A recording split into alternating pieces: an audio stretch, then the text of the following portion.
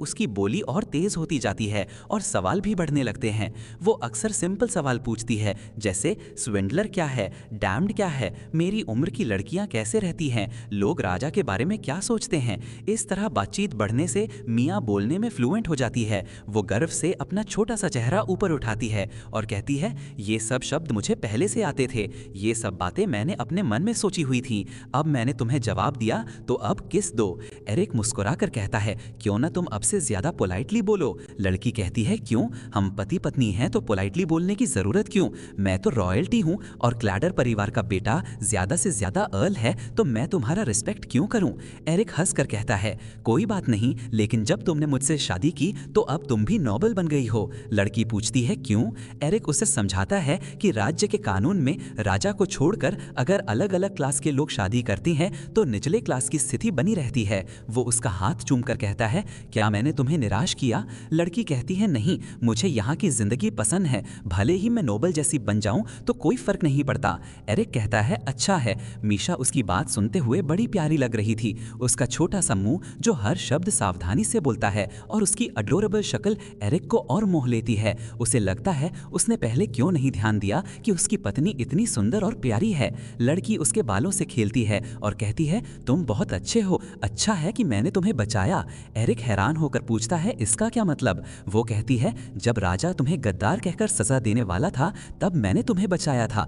Eric नीचे देखता है और सोचता है, अगर उसने शादी ना की होती तो ये खतरे न झेलने पड़ते। लेकिन उसकी गर्वीली मुस्कान, गुलाबी गाल और चहकते होंठ देखकर उसे लगता है कि सब ठीक है। वो कहता है, हाँ मैं आभारी हूँ, लेकिन उससे ज्यादा उसका दिल उस लड़की के बदलते हाव भाव से भर जाता है। वो कहता है, मैं तुमसे शादी के बाद से खुश हूँ, सच में, क्योंकि उसकी हर अदा बहुत प्यारी थी, वो अपनी नजरें हटा ही नहीं पाता। वो कहता है, अब तुम्हें आंखें बंद करनी चाहिए। लड़की आंखें बंद कर लेती है। एरिक उससे प्यार से देखता है और कहता है, तुम्हारा मुंह इतना कड़ा है, थोड़ा रिलैक्स करो। मियाँ को प्रीस्ट से जो सिखाया गया था उससे एरिक का व्यवहार अलग लगता है। उसके मुंह में तो कुछ खाने को नहीं था, फिर भी वो वहां क्यों रुक रहा था। जब एरिक पीछे हटता है तो वो देखता है मियाँ के चेहरे पर शर्म और हैरानी दोनों हैं। वो हंस पड़ता है और उसके माथे और गालों पर बार बार किस करता है। मियाँ बहुत अजीब महसूस कर रही थी। हाँ, उसे सचमुच बहुत अजीब लग रहा था। तभी वो अचानक उस आदमी को जोर से धकेल देती है।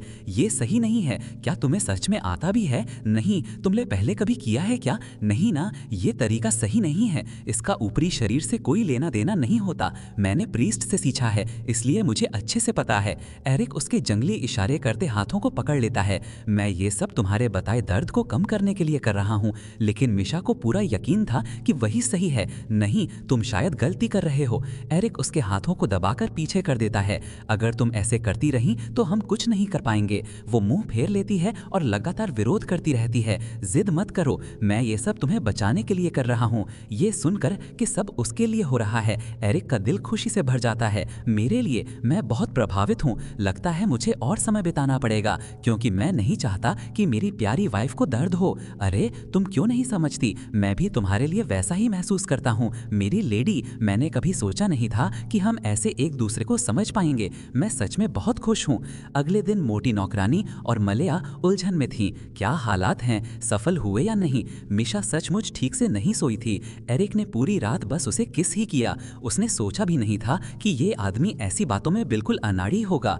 तभी अचानक आवाज आती है, ओ मालकिन आ गई हैं। वे लोग गलती से ग्राहक को एरिक की मिस्ट्रेस समझ लेते हैं। लड़की कपड़े उठाकर मिशा को बदलने में मदद करने आती है, लेकिन जो नज़ारा उसके सामने आता है उसे देखकर वो जड़ हो जाती है। ये क्या है, क्या ये एक्जिमा है।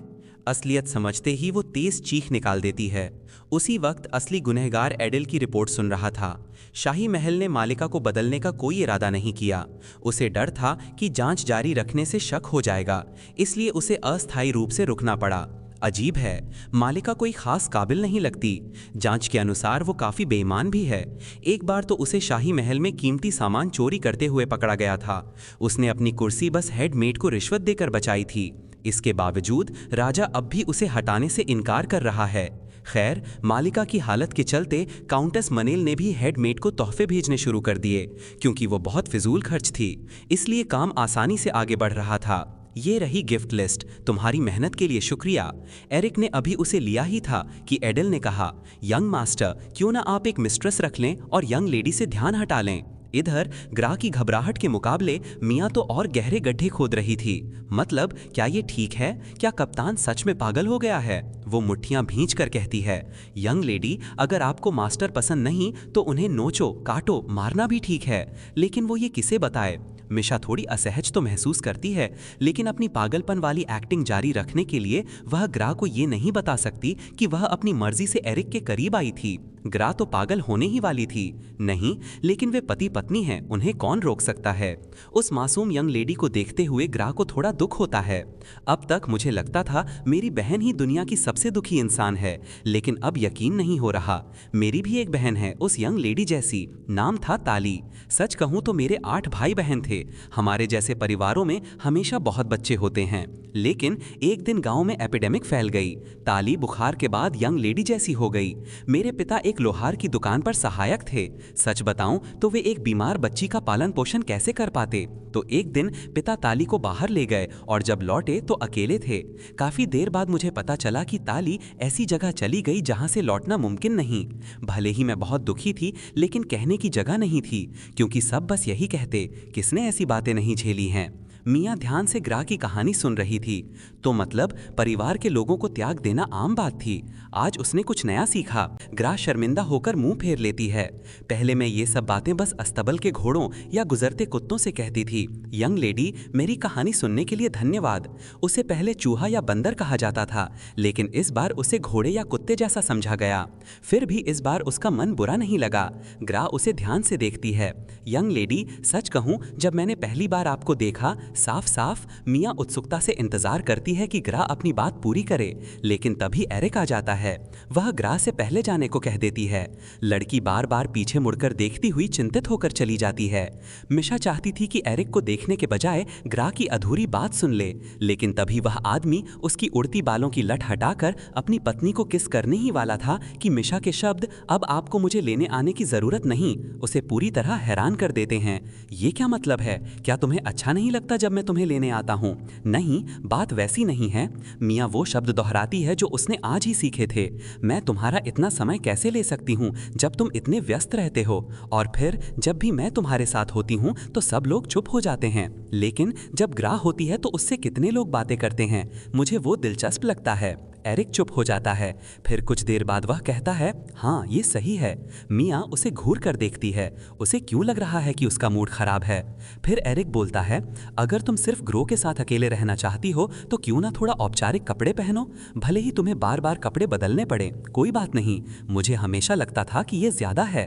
आखिर वो तुम्हें इतनी घटिया क्वालिटी के कपड़े क्यों पहनाते हैं? क्या इसका कोई खास कारण है? मुझे तो अच्छा लगेगा अगर तुम सुंदर कपड़े पहनो। असल में तो इसका कारण है, अगर क्लेट्रोनेल परिवार को पता चल गया कि वह यहाँ पहले से ही नापसंद की गई है तो वे जरूर उसका अपमान करेंगे। जल्दी ही वे अपनी असली शक्ल दिखा देंगे, चाहे उसे परेशान करके या गायब करा के। राजा और उसके गुट के लिए तो ये दोनों ही फायदे का सौदा है, क्योंकि इससे उन्हें क्लेटरल परिवार को अपना दुश्मन बनाने का मौका मिलेगा। असली वजह तो यही है कि उसे हर बार खुद को योर हाइनेस कहलवाना पड़ता है ताकि वे उससे और ज्यादा नफरत करें, लेकिन वो ये सब उस आदमी को समझाना नहीं चाहती। मैं कल मात्सु लकड़ी के पेड़ के नीचे खुदाई करने वाली हूँ, इसलिए नए कपड़े नहीं पहनना चाहती। हाल ही में ये आदमी खास तौर पर नुकीले चेहरे या भारी भरकम आदमियों से सावधान रहने लगा है, इसलिए वो कुछ ऐसा नहीं कहना चाहती जिससे उसका गुस्सा भड़क जाए। अच्छा, फिर कम से कम कुछ मुलायम कपड़े तो पहन लो और अब से हाथों से गड्ढा मत खोदो, औजार इस्तेमाल करो। ये आदमी कभी उसे रोकता नहीं, बल्कि उसकी हर बात का सम्मान करता है। धूप में खेलने से तुम्हारी रंगत थोड़ी सांवली हो गई है, लेकिन तुम स्वस्थ लग रही हो। जब मैंने तुम्हें पहली बार देखा था तुम इतनी पीली और कमजोर थी कि मुझे चिंता होती थी। अब तो तुम टॉमबॉय जैसी लग रही हो। ये पहली बार था जब किसी ने उसमें हुए बदलाव को महसूस किया। ये पहली बार था जब वह दिन के समय बाहर निकली थी और घास की खुशबू में सांस ले रही थी। उसे बस यही चाहिए था कि यह शांत दिनचर्या बनी रहे और उससे छीन न ली जाए। तभी पीछे से माली के कदमों की आहट सुनाई देती है। ये देख मियाँ जल्दी जल्दी खुदाई करने लगती है। एरिक वहीं चेक करता है कि माली ने चिड़ियों का घोंसला साफ किया या नहीं। उसे यकीन नहीं होता कि शायद यही आदमी है जिसने उसे ये नया जीवन दिया है। कभी कभी एरिक की बातें उसे जादू जैसी लगती हैं। माली कुछ कहना चाहता है लेकिन आखिर में चुपचाप चला जाता है। मियाँ धीरे से कहती है, वो आदमी, जब भी मैं खुदाई करती हूँ वो नाराज़ हो जाता है। क्या उसे नफरत है जब मैं ये करती हूँ? मिशा, तुम पेड़ के नीचे बहुत गहरा खोद रही हो। कोई भी माली ये पसंद नहीं करेगा। भले ही वो आदमी उसके लिए दयालु था, लेकिन इन बातों में वो सख्त था। लेकिन अगर वो तुम्हारे साथ बदतमीजी करे तो वो अलग बात है, और उसकी बातें कभी उसे चोट नहीं पहुंचाती। तब मैं उसे सजा दूंगा। ऐसे वक्त पर उसे लगता था मानो ये आदमी किसी परियों की कहानी का किरदार हो, दया, न्याय और बुद्धि से भरा हुआ राजा। तो अभी के लिए इस पार्ट का एंड यहीं पर करते हैं, और अगर आप वीडियो को यहाँ तक देख रहे हो तो लाइक करना मत भूलना यार, और आगे एपिसोड देखने के लिए सब्सक्राइब।